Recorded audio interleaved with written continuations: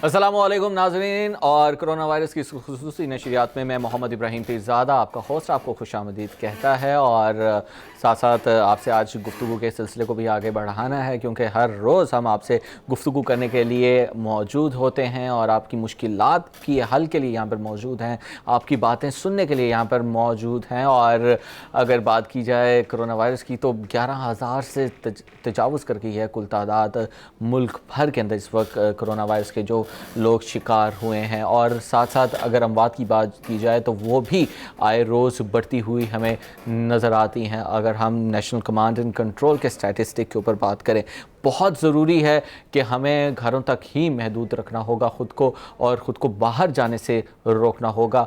आज आखिरी शाबान है और शाम के बाद जब चांद आ जाएगा नया और उसकी रुयत हो जाएगी तो उसके बाद रमज़ान मुबारक का मुबारक महीना जो है उसका आगाज़ हो जाएगा। और भरपूर तरीक़े से अगर हम गुज़िश्ता रमज़ानों की बात की जाए तो नमाज तरावी का इनेकाद किया जाता था, नमाज़ों का इनेकाद किया जाता था, दुआओं का इनेकाद किया जाता था और शब रोज़ दुआएँ की जाती थी। मसाजिद जो थी वो भरी हुई हमें नज़र आती थी। लेकिन इस बार जो लाहे अमल बनाया गया है, जो SOPs बनाए गए हैं, गवर्नमेंट ऑफ पाकिस्तान और उलमा ने मिल के जो SOPs बनाए हैं उन पर जो अमल दरामद है वो करना होगा। और ये हमारी बुनियादी ज़िम्मेदारी है और इखलाकी ज़िम्मेदारी है और मॉरल रिस्पॉन्सिबिलिटी के साथ साथ सोशल रिस्पॉन्सिबिलिटी भी है कि हम लोगों से जो है वो फ़ासला रखें। और अगर हमें नमाज़ अदा करने के लिए मस्जिद की जानिब जाना भी है तो कम से कम एक सफ़ के अंदर जितने भी अफराद खड़े हो सकते हैं उनमें 2 ऐसे अफराद का फ़ासला होना चाहिए। तकरीबन 6 फुट या 6.5 फुट का जो फ़ासला है वो बरकरार रखना चाहिए, ताकि बीमारी का जो फैलाव है उसे रमज़ान मुबारक के अंदर भी रोका जा सके। उसके बाद अगर हम बात की जाए अफ्तार के औक़ात की तो वो भी बड़ा क्रूशियल टाइम होता है, क्योंकि अफ्तार के औक़ात में हमें ख़ासा रश दिखाई देता है। और अगर हम टाइमिंग्स की बात करें तो 5 बजे तक की टाइमिंग्स दी गई हैं बाज़ार के खुलने की,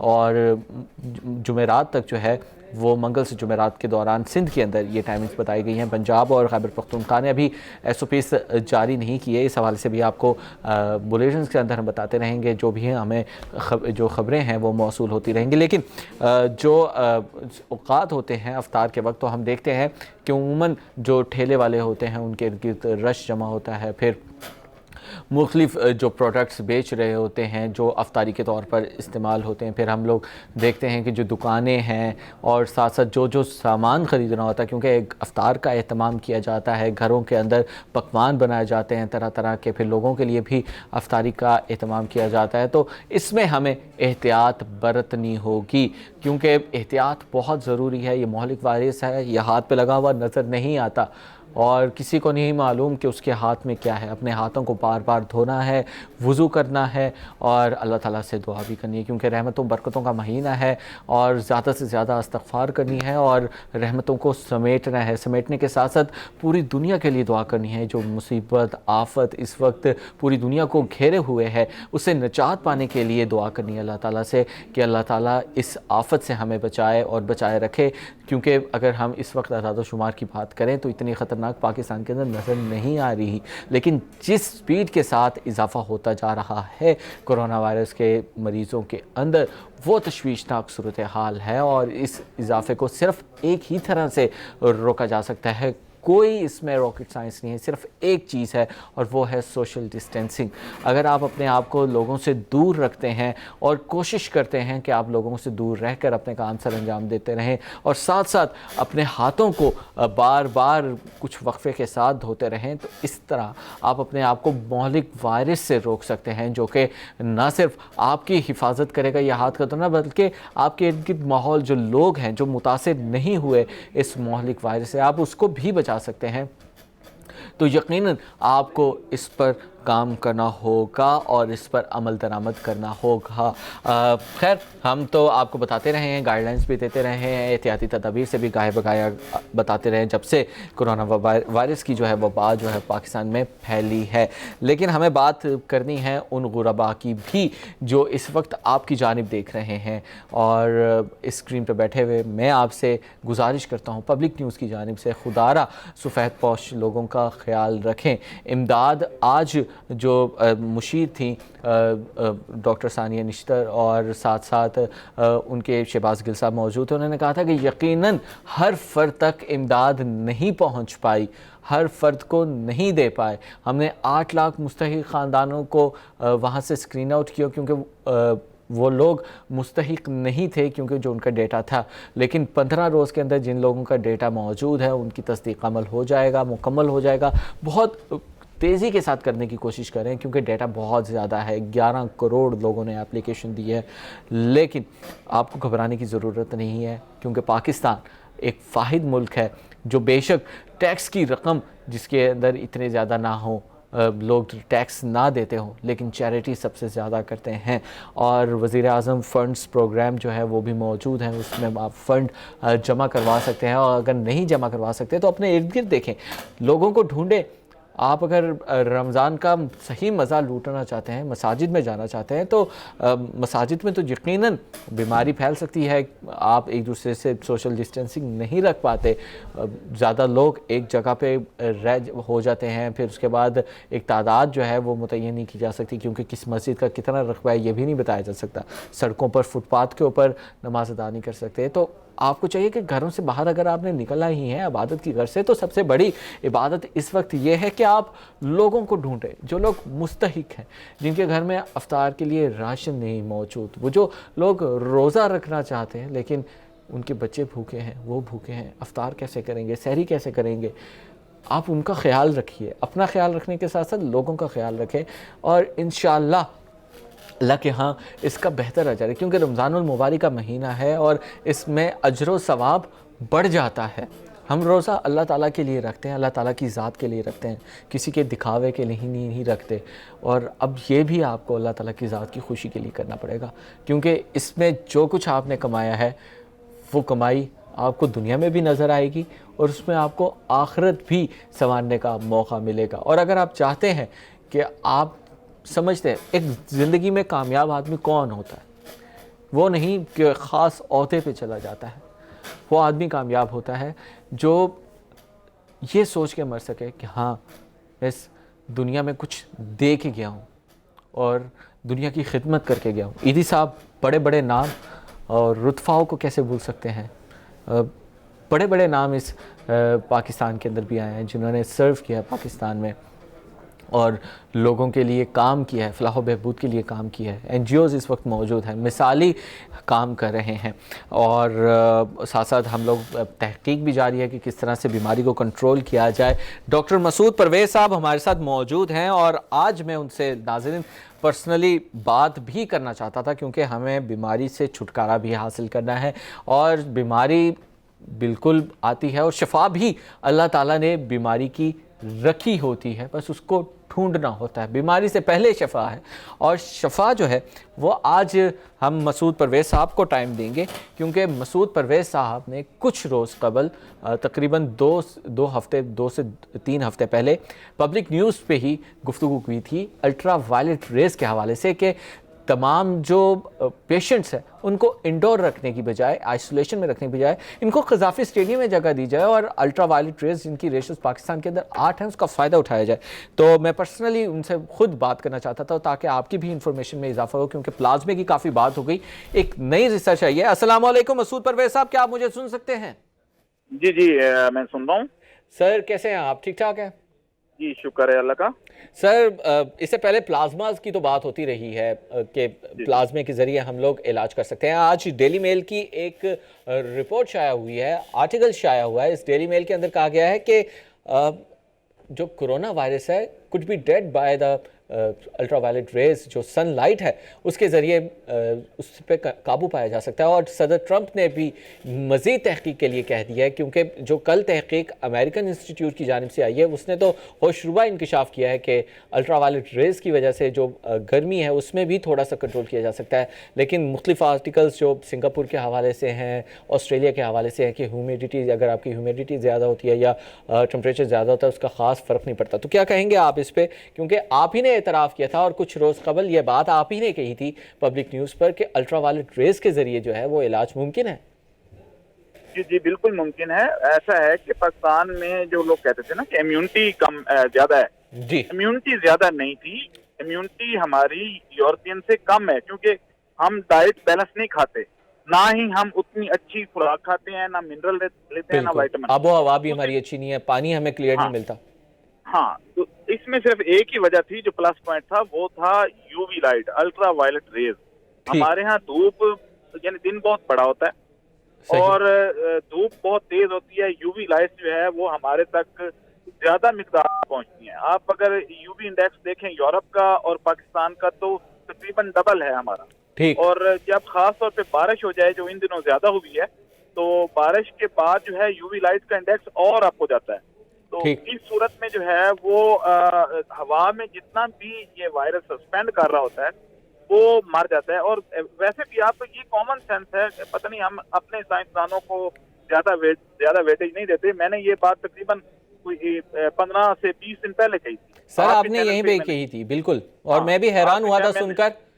हमारी हाँ ट्रांसमिशन में की थी, और जब ये इंकशाफ हुआ था मैं खुद बज़ाते खुद हैरान रह गया था। और उसके बाद जब आज तहकीक पड़ी है तो उसमें तो यही बताया जा रहा है कि 57 पर जो अगर उसका दर्जा हरारत लग जाता है, अगर स्टेनलेस स्टील या किसी भी सरफेस के ऊपर मौजूद है और उसका टेम्परेचर अप टू 70 आ जाता है, तो वो उसमें जो कोरोना वायरस है वो मर जाता है।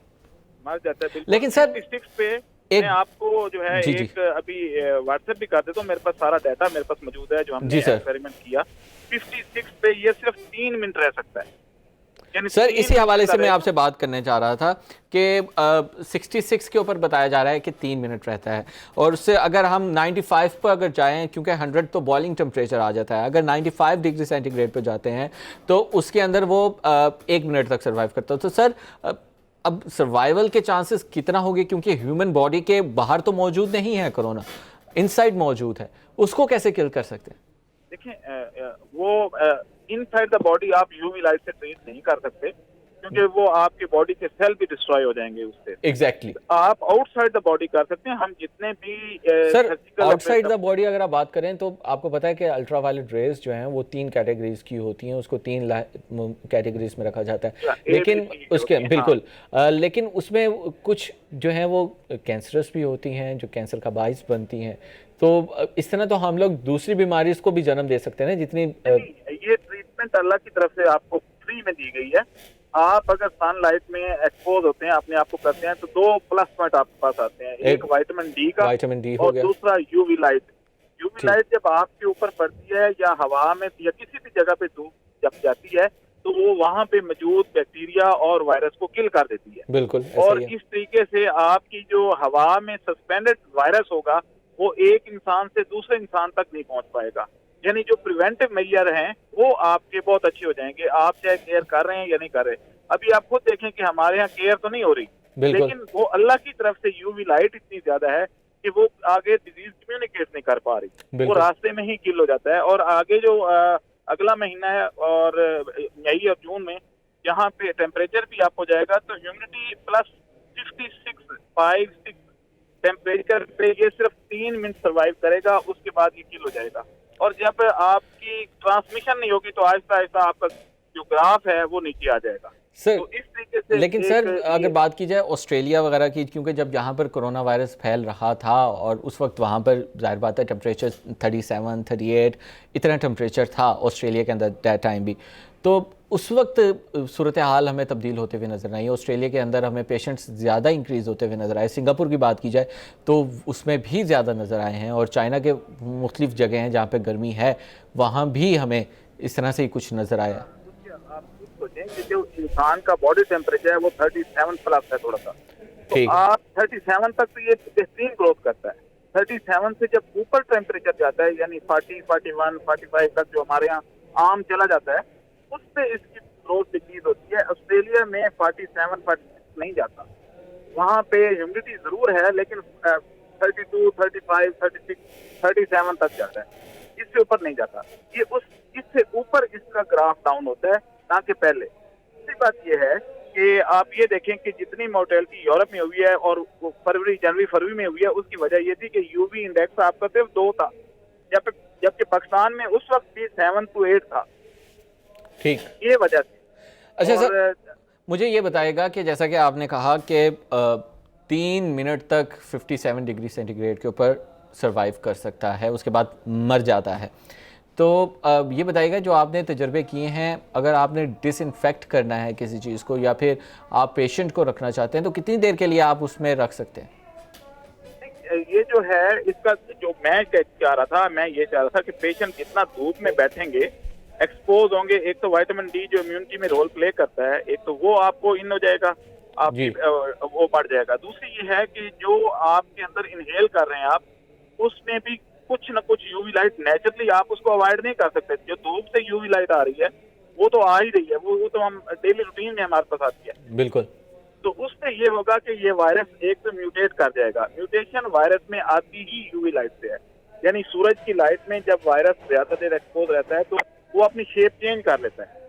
और दूसरा ये है कि आपको एक मैं कॉमन सेंस की बात बता दूं कि आप ये देखें कि फैट जो है, जैसे देसी घी जो है 30-32 से नीचे सॉलिड होता है और इससे ऊपर जब टेम्परेचर जाता है तो वो लिक्विड हो जाता है। बिल्कुल। तो जो वायरस है इसके ऊपर भी एक लिपिड यानी फैट की कोटिंग है। बिल्कुल ऐसे जैसे ही टेम्परेचर अप जाता है, 50 को टच करता है या 47-48 पे, तो उसके मेल्ट होने के चांसेस ज्यादा हो जाते हैं। और साबुन से धोने की भी यही वजह है कि उसके इर्द गिर्द जो है वो एक फैट की लेयर है, जिस वजह से वो नहीं किसी के साथ रिएक्ट कर सकता। सैनिटाइजर का भी यही काम है, सैनिटाइजर भी उसकी फैट को डिसॉल्व कर देता है। और ये रूटीन में हम रोजाना ये काम करते हैं कि किसी चीज की फैट एस्टिमेशन के लिए हम ईथर इस्तेमाल करते हैं।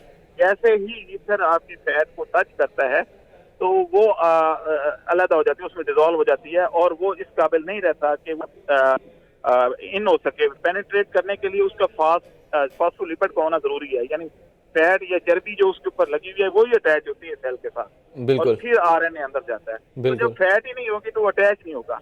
इस पे हम एक और काम कर रहे थे, लेकिन ये है कि क्योंकि हमारे यहाँ लोकल साइंटिस्ट को उतनी वेटेज नहीं दी जाती, हम ये समझते हैं कि हम बिल्कुल प्रूफ हैं ये क्या है। और हालांकि 5वीं ज़हीन तरीन कौम पाकिस्तानी है। तो अब ये है कि सर हमारे जो पाकिस्तानी हैं वो बाहर जाके सर्व कर रहे हैं। बहुत से डॉक्टर्स हैं जिन्होंने मिसाली किस्म के काम किए हैं। उन्होंने टेक्नोलॉजी चेंज करके रख दी है, जो बायोटेक्नोलॉजी है उसको चेंज किया है। ना सिर्फ वेंटिलेटर्स को ऐसा बनाया है कि एक वेंटिलेटर बैक वक्त 4 से 5 जो पेशेंट्स हैं उनको सर्व कर सकता है। ये काम पाकिस्तानियों ने किया है। मेरे साथ कुछ पाकिस्तानी जो अमेरिका में वायरोलॉजिस्ट हैं और उनके मिशिगन स्टेट यूनिवर्सिटी में पढ़ाते हैं वायरोलॉजी, वो मेरे साथ अटैच थे। न्यूजीलैंड के लोग अटैच थे। हमने ये कहा था कि हम यहाँ पे वैक्सीन बड़ी जल्दी आपको डेवलप करके दे सकते हैं और उधर भी वही लोग कर रहे हैं। अमेरिका में भी वही लोग इस पे रिसर्च कर रहे हैं और वो एक उनमें पाकिस्तानी भी है।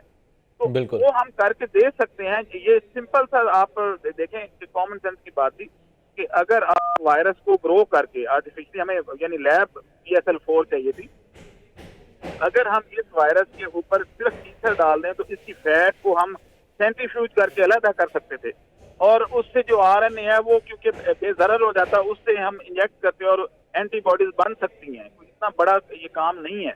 हम ये यहाँ लोकली भी कर सकते हैं। जो इतना शोर मचा हुआ है कि हम वैक्सीन, अच्छा सर ये दोबारा बताइएगा, बड़ी इंपॉर्टेंट बात है क्योंकि लोग इस वक्त एंटीबॉडीज की तलाश के अंदर है। पूरी दुनिया इस वक्त लगी हुई है और इस वक्त 6 वैक्सीन हैं जिनकी इस वक्त प्रैक्टिस शुरू की हुई है, ट्रायल बेसिस के ऊपर उसको इस्तेमाल किया जा रहा है। तो ये ज़रा हमारे नाज़रीन को दोबारा बताइएगा, जो आप एंटीबॉडीज़ का तरीक़ाकार बता रहे हैं जिसके अंदर इम्यूनिटी जो है वो इंसान की इटसेल्फ स्ट्रॉन्ग हो जाती है। जी बिल्कुल ऐसे है कि वायरस के ऊपर फैट कोटिंग है, ये तो आपको भी पता है। बिल्कुल। फैट जो है वो ईथर में डिसॉल्व हो जाती है।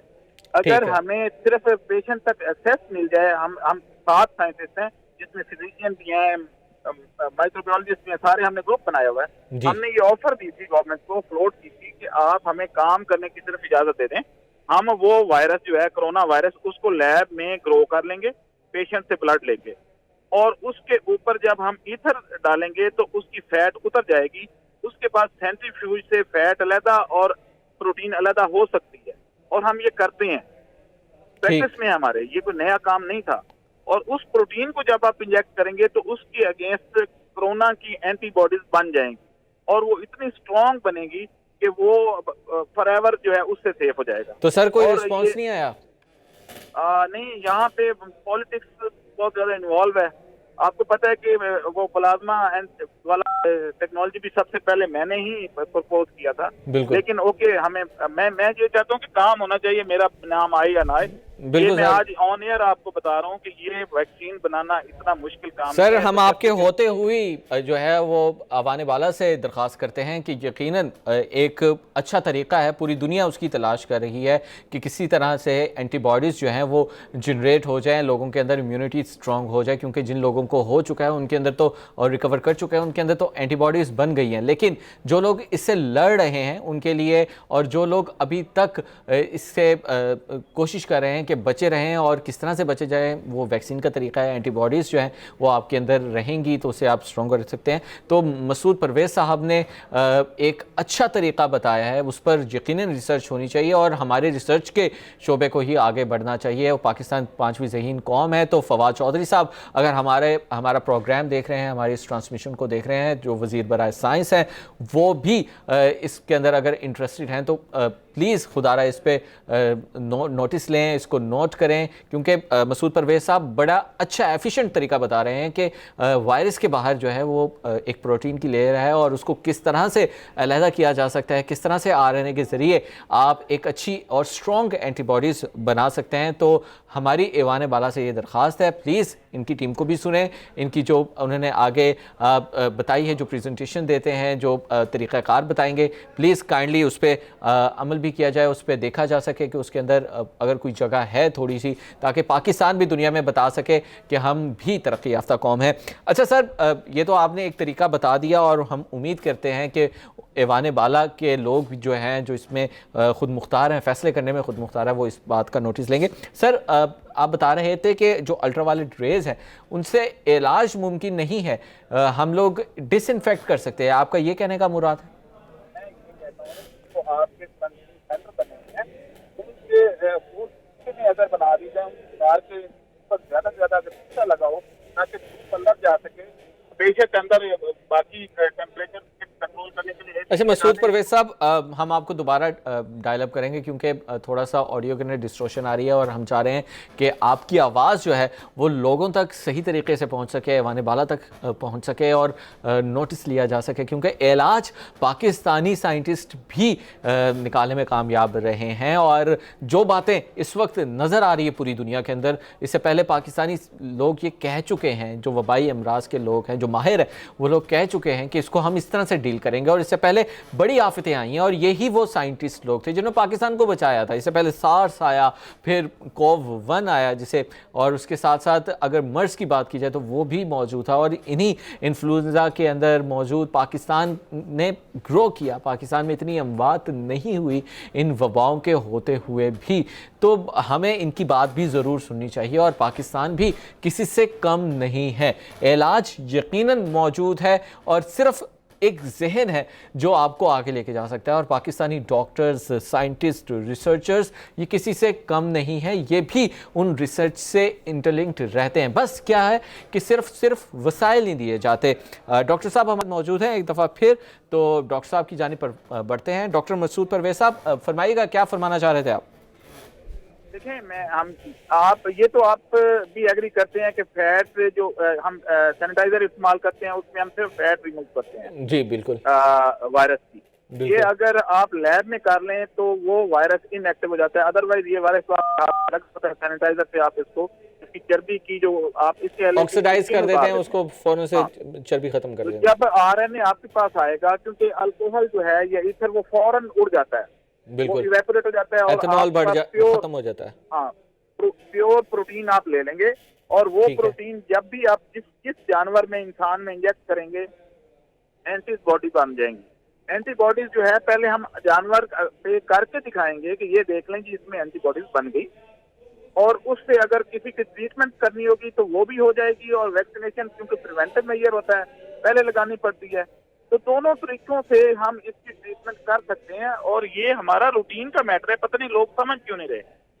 ये जो जितने भी हम तो लैब सर में मुझे और ये इन बताइएगा वीवो कि मैं आपसे इस बारे में भी बात करूंगा और ये भी देखूंगा कि क्यों हम लोग बाहर की जानिब ज़्यादा देखते हैं। हम लोग खुद भी तजर्बात करने चाहिए और इसमें आगे निकलना चाहिए, क्योंकि माइंडसेट मौजूद है, काम करने वाले लोग मौजूद हैं, जज्बा हुब्बुल वतनी मौजूद है, तो फिर हम क्यों अंडर एस्टिमेट करते हैं अपने ही लोगों को। और अगर इलाज मुमकिन है तो पाकिस्तान एक मिसाली कंट्री भी बन सकता है, बाहर वैक्सीन भेज सकता है। एंटीबॉडीज़ की हम लोग बात करें मसूद परवेज साहब के साथ, इस पर मज़ीद भी बात करेंगे, मगर यहाँ पर वक्त हुआ है एक ब्रेक का, तो आप हमारे साथ रहिएगा।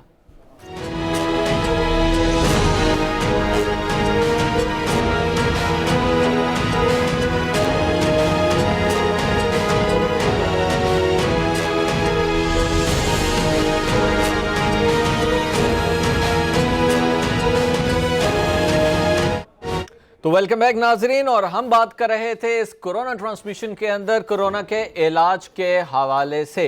पहले एहतियाती तदाबीर भी सामने आती रही WHO की जानिब से, गवर्नमेंट ऑफ पाकिस्तान की जानिब से, मुख्तलिफ हल्कों की जानिब से, कि किस तरह से एहतियाती तदाबीर को अपनाया जा सकता है। उसके बाद अब बात है लोगों के रिलीफ की। अगला स्टेप यह है कि लोगों को रिलीफ कैसे देना है, जो गरीब गुरबा है उनकी मदद कैसे करनी है। और तीसरी चीज़ जो सबसे ज़्यादा इम्पोर्टेंट है, क्योंकि पहली वेव आ चुकी है, आज एक चीन का शहर भी बंद कर दिया गया है, क्योंकि सेकंड वेव आने का खतरा है कोरोना वायरस की, जो इससे भी ज़्यादा ख़तरनाक हो सकता है, क्योंकि म्यूटेट करता है ये वायरस, और जैसे ही अपने अंदर चेंजेस लाता है तो वो उससे ज़्यादा ही हो सकता है कि कम ख़तरनाक हो या ज़्यादा ख़तरनाक हो, लेकिन चांसेस उसके अंदर मौजूद रहते हैं। तो इसी वजह से जो सेकंड वेव आई थी, जिस तरह अगर बात की जाए इन्फ्लुएंजा की, जो 1920 के अंदर आया था, उसके अंदर पहली वेव ने इतने बंदे नहीं मारे थे, अप्रॉक्सीमेटली 1 मिलियन मारे थे, लेकिन जो सेकंड वेव थी उसमें 2-3 मिलियन से ज़्यादा लोग जो हैं वो सफ़र किए थे और वो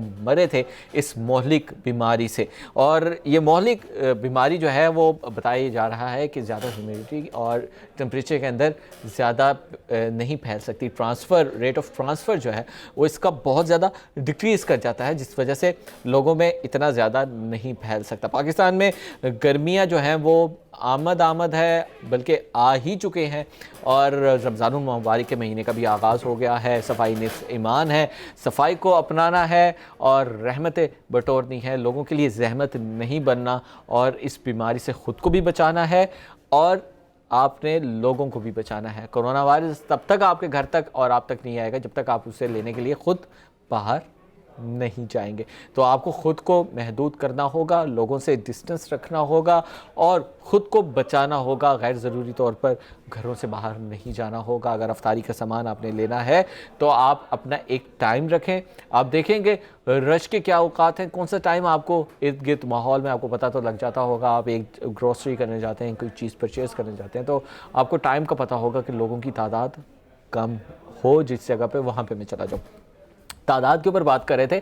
अभी मैं जब ऑफिस आ रहा था तो इस वक्त स्मार्ट लॉकडाउन का एक नया सिस्टम मुतारिफ़ करवाया जा रहा है, और उसके अंदर जो नाके जहाँ पे लगे होते थे वो नाके अब ख़त्म कर दिए गए हैं। लोग जो हैं वो बासानी एक जगह से दूसरी जगह जा रहे हैं, उन्हें कोई रोक टोक हमें नज़र नहीं आई। ये चीज़ अलार्मिंग है। डॉक्टर्स ने कहा है और डॉक्टर्स इस पर बज़िद हैं कि इस चीज़ को कंट्रोल किया जाए, क्योंकि कोरोना वायरस से हम लोग पेशेंट्स को कंट्रोल कर सकते हैं कि इनकी तादाद ज़्यादा ना हो, लेकिन बढ़ती तो है ही, लेकिन हम टाइम स्पैन को बड़ा कर देते हैं और जो हेल्थ सिस्टम है वो कोलैप्स नहीं करता। क्योंकि आपके पास ऑलरेडी अगर 10 पेशेंट्स एक हॉस्पिटल के अंदर मौजूद है, 11वें की जगह नहीं है, तो आप 11वें को वो ट्रीटमेंट नहीं दे सकेंगे।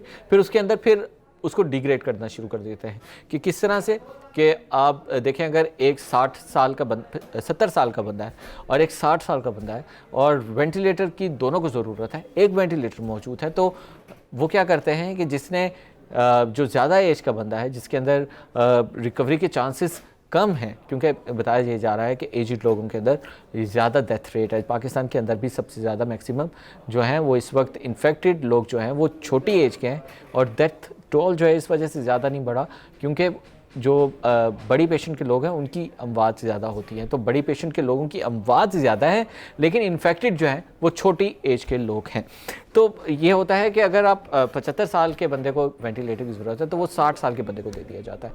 तो इस तरह से ही सिस्टम जो है वो बनाया जाता है। लोग जो है वो तरजीहात डॉक्टर्स अपने मुताबिक दे देते हैं, और जो हेल्थ केयर सिस्टम है वो आपको पता है कोलैप्स होता हुआ नज़र आता है। तो फिर इसको सहारा भी देना होता है, लोगों को बचाना भी होता है। तो इस वजह से जो लॉकडाउन है उस पर अमल दरामद करवाया गया, और फिर आप लोगों से वज़ीर आज़म ने ख़ुद अपील की है कि घरों के अंदर खुदारा रहें, नमाज अदा करें, अल्लाह ताला आपको इसका अजर व सवाब दे, और इज्तनाब करें। अगर आप बाजमात चाहते ही हैं नमाज, तो घरों को मस्जिद बना लें। अपने भाई बाप के साथ आप खड़े हों, उनको कहें कि आप इमाम, अपने वालिद साहब को कहें आप इमामत करें या ख़ुद इमामत करें, और इमामत के साथ जो है वो नमाज अदा करें, बाजुमात नमाज अदा करें। पूरा घर मिल के घर को नमाजी बना सकता है। एक सोच जो है वो आपको डेवलप करना होगी, क्योंकि हमें हालात से लड़ना है। इकॉनमी के जो हालात है पाकिस्तान के, वो भी सब आपके सामने हैं। जो मौशी सूरत हाल है, लोगों के घरों की सूरत हाल है, वो भी सब आपके सामने।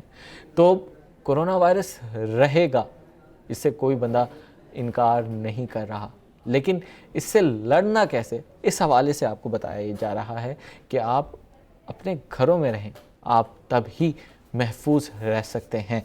क्योंकि अगर आप घरों में ना रहे तो आप फिर महफूज नहीं होंगे। आप कहीं से भी वायरस ला के अपने छोटे बेटे को, जिसे आप बहुत प्यार करते हैं, आप अपने वालिदैन को, जो आपके लिए कीमती होते हैं, जो आपसे मोहब्बत करते हैं, बिना किसी इवज़ आपसे मोहब्बत करते हैं, आप उनको भी बीमार कर सकते हैं। तो ये जो आपके हाथ हैं, ये खून से भी रंगीन हो सकते हैं, अपने प्यारों के खून से रंगीन हो सकते हैं। अगर आपने एहतियात ना की, इनको साफ़ सुथरा ना रखा, ख़ुद को ना बचाया, तो आपसे ये रिक्वेस्ट है, बारहा हम आपसे ये रिक्वेस्ट करते आए हैं और करते रहेंगे कि अपने हाथों को बचाइए, अपने आप को बचाइए, लोगों से दूर रहें। ये वक्त भाईचारे का है, और भाईचारा इसी में है कि आप किसी से अगर मोहब्बत करते हैं तो उससे दूर रहिए, और उसको भी बताइए कि भाई ये तुम्हारे लिए ख़तरनाक है, मेरे लिए ख़तरनाक है, तुमसे किसी और को भी लग सकता है। तो मैं नहीं चाहता कि मेरी वजह से मेरा कोई दोस्त, मेरा भाई, मेरा रिश्तेदार वो किसी और को इन्फेक्ट करे और वो भी कातिल बन जाए। तो आपको इससे डरना नहीं, लड़ना है, और लड़ना डर के लड़ना है। मेरे ख़्याल से भी ये बेहतर होगा कि डरना भी ज़रूरी है, और जब तक डर नहीं होगा तब तक लोग जो हैं वो समझ नहीं पाएंगे। कोरोना वायरस मौजूद है, और इस कोरोना वायरस के बाद जो है वो क्या ज़िंदगी होगी ये खुदा ही जानता है। सब दुनिया ने इस वक्त लॉकडाउन किया हुआ है। डॉक्टर शुमाइल हमारे साथ मौजूद हैं, डॉक्टर शुमाइल दाऊद, बहुत शुक्रिया आपके वक्त का। फरमाइएगा क्या नज़र आ रहा है लॉकडाउन में? अब नरमी आ गई है, पेशेंट में जो इंक्रीज़ नज़र आया है वो एकदम से और ज़्यादा नज़र आ गया है। टेस्ट की इस्तेदाद कार इतनी नहीं है फिल वक्त पाकिस्तान में। आगे फ्यूचर क्या देख रहे हैं आप? जी, अभी जो हम लॉकडाउन इस वक्त नरम कर रहे हैं उसके रिजल्ट तो फिर आगे आने वाले अगले 2 हफ्तों में बज़ाहिर नजर आएंगे।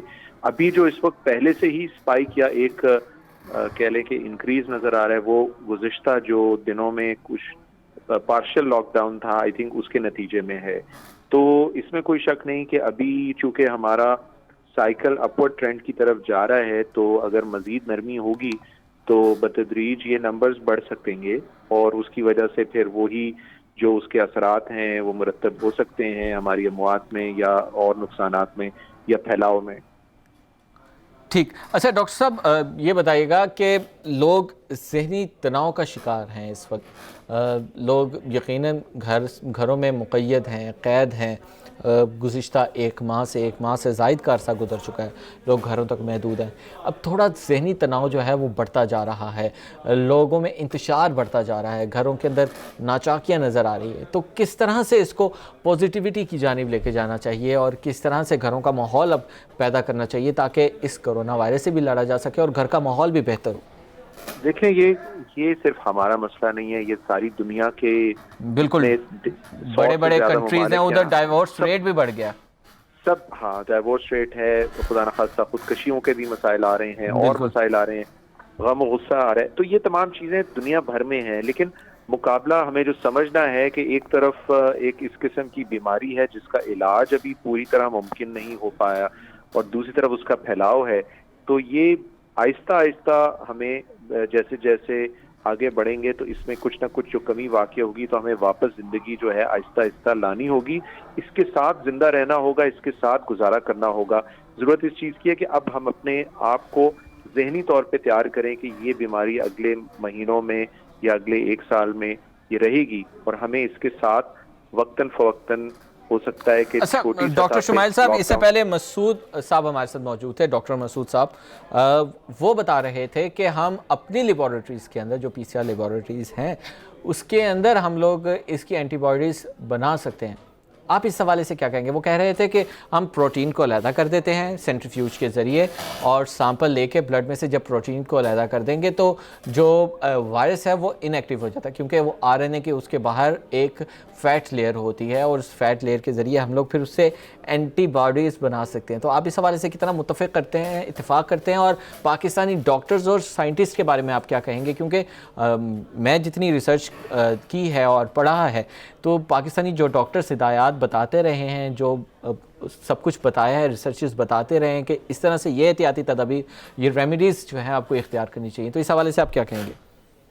देखिए, बात यह कि बहुत सी चीज़ें थ्योरेटिकली किताबी हद तक सही होती हैं, लेकिन उनको कमर्शियल लेवल पे लाना और उनको एग्जीक्यूटेबल लेवल तक लाने में बहुत से स्टेप्स होते हैं। तो हमारा डिस्कशन करना कि ये मुमकिन है, ऐसे हो सकता है, वो अपनी जगह। तो जिस तरीके से अभी हमें मालूम है, इस वक्त जो सबसे प्रॉमिसिंग जो चीज़ सामने नज़र आ रही है वो पैसिव इम्यूनिटी है। जो लोग ठीक हो चुके हैं उनसे उनका ब्लड प्लाज्मा लिया जाता है और उसको अलहदा करने के बाद, प्योरीफाई करने के बाद इस काबिल बनाया जाता है कि वो दूसरे लोग जो सीरियस हैं, क्रिटिकल हैं, उनको लगाया जा सकता है। पैसिव इम्यूनाइजेशन तो मौजूद है, ये एक नया तरीका बता रहे हैं कि जिसे हम एंटीबॉडीज जनरेट कर सकते हैं, लोगों के अंदर इंजेक्ट कर सकते हैं। ये जो तरीका है जिसका अभी ये आपने जिक्र किया, जिस तरह डॉक्टर साहब ने जिक्र किया, ये अभी एक कंपनी प्लूरी स्टेम के नाम से स्टेम सेल से वो कर रहे हैं कि प्लेसेंटा से जो निकाला जाता है स्टेम, वो भी अभी क्लिनिकल ट्रायल्स में है। इजराइल की कंपनी है जो इस वक्त यूएस में क्लिनिकल ट्रायल्स उन्होंने आगाज किया है। तो इस तरह मुमकिन है। तो सर हमारे इधर क्यों नहीं हो सकता? फवाद चौधरी साहब तो कहते हैं कि हम साइंस एंड टेक्नोलॉजी को बेहतर बनाएंगे, तो रिसोर्सेज दें ना फिर, अब ये तो मौका है। रिसोर्सेज इतने शॉर्ट नोटिस पे नहीं होते, इसके लिए आपको लेबॉरेटरीज उस नौइयत की तैयार करनी पड़ती हैं, वो प्रोटोकॉल्स इस्टेब्लिश करने पड़ते हैं, वो ब्रेन पावर और वो लोगों को लाना पड़ता है, माहिरीन को लाना पड़ता है, उनकी वो कैपेबिलिटीज होती हैं, वो कोलैबोरेशंस होती हैं। शुमाइल साहब, अभी मसूद साहब से मेरी बात हो रही थी तो मसूद साहब कह रहे थे कि हम लोग इसको अपने पीसीआर जो लेबॉरेटरी लेवल्स की हैं, जो पीसीआर 4 हैं, वहाँ पर बना सकते हैं और इसके ऊपर काम कर सकते हैं। हमें सिर्फ चांस मिलना चाहिए, हम इसको ऊपर मुख्तलिफ ट्रायल्स करेंगे, एनिमल्स के ऊपर इसको इंजेक्ट करेंगे, ये मुख्तलिफ चीज़ें हैं। उनको अगर वो ट्रायल्स करना चाहते हैं तो उनको ड्रैप के जरिए और NIH के जरिए वो प्रोटोकॉल्स को फॉलो करते हुए, अगर वो प्रोटोकॉल्स को मीट करेंगे, उनको इजाज़त मिलेगी, जो क्लिनिकल ट्रायल्स में से गुजरना पड़ेगा, फिर उसके बाद वो डेफिनेटली बना सकते हैं। तो अगर डेफिनेटली बना सकते हैं और NIH तक जो है वो उनको रुजू करना पड़ेगा। बहुत शुक्रिया।